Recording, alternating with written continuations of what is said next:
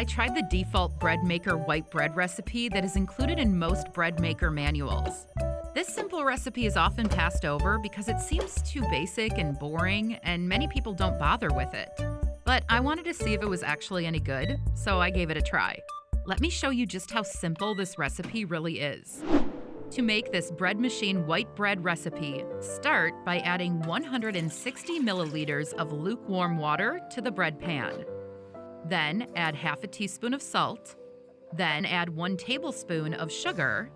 Next, add 2 tablespoons of milk powder.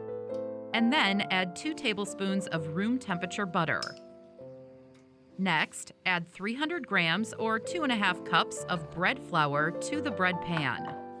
And finally, make a small well in the center of the flour and add 1 teaspoon of instant yeast into the well. Now, place the bread pan into the bread maker and close the lid. In the bread machine menu options, select the basic setting, which has a cycle time of 3 hours, and press start.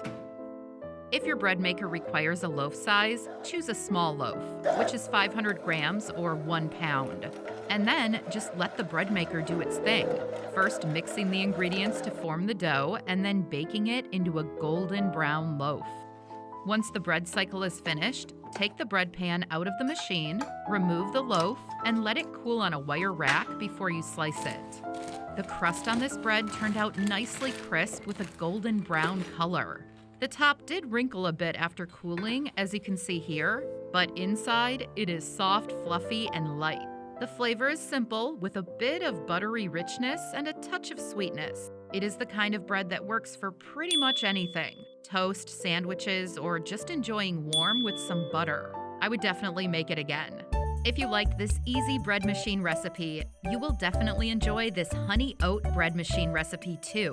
It is just as easy and super tasty. Check it out now.